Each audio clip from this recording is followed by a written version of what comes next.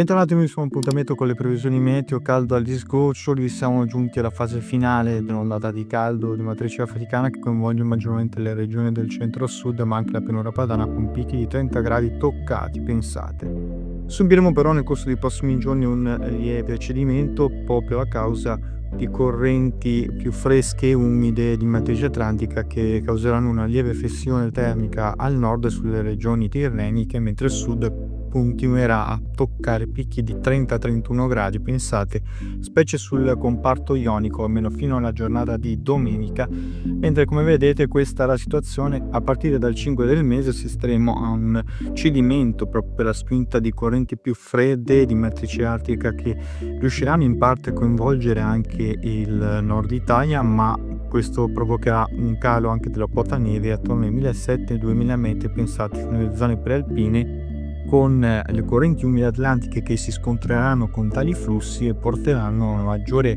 quantità di precipitazioni, pensate soprattutto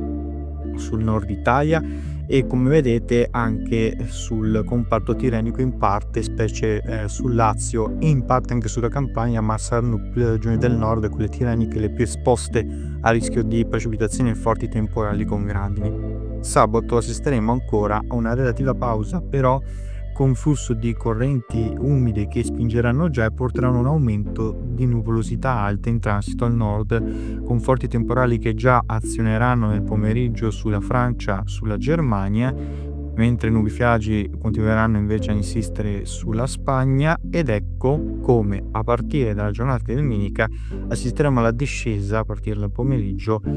di forti temporali che dalle zone montane, soprattutto dal Piemonte, si estenderanno fino alla Val Padana, specie a nord del Po, entro la serata. La formazione netta poi del campo di bassa pressione che si andrà ad esercitare proprio sulla Liguria porterà a una nuova fase di maltempo ad inizio settimana, con il proseguo di forti temporali accompagnati da grandine, quindi il rischio di grandinate anche di medie dimensioni al momento sussiste maggiormente per il livello di Cape elevato, che contribuisce quindi ad aumentare la potenza dei fenomeni e con annessi nubifragi colpendo soprattutto il nord Italia. Lunedì, come vedete, questi settori più colpiti dai forti temporali con rischio di nubifragi, come vedete, maggiormente colpito sempre sul Elio Alta Lombardia,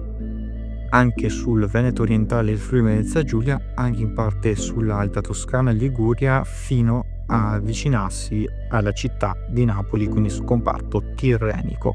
Queste le aree più esposte nella giornata di lunedì, con le temperature come vedete che scenderanno moltissimo dai 28-30 gradi nei valori massimi che eravamo, ecco lunedì tra i 16-18 gradi in Piemonte e fino a 20-21 gradi al nord-est, mentre esisteranno ancora correnti di scirocco però vi avviso sul comparto ionico e sul medio-basso Adriatico. Qui avremo ancora temperature comunque simili estive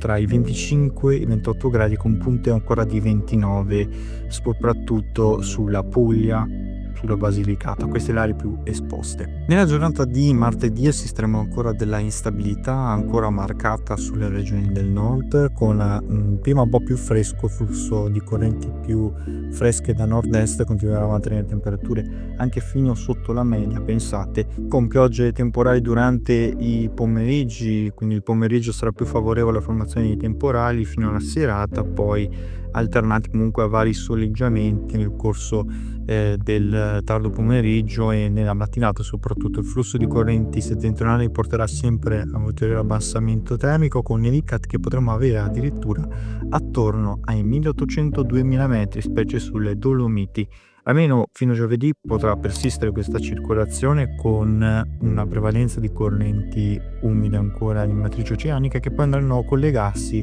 a un flusso di matrice artica che continuerà a scorrere sulla Scandinavia. Potremo continuare a avere almeno fino a weekend nuove perturbazioni che potranno anche coinvolgere le regioni del sud. Un'ipotesi ancora da chiarire, quindi avremo maggiori dettagli nel corso dei prossimi aggiornamenti meteo. Intanto godiamoci questo cambiamento dal caldo al freddo tardivo.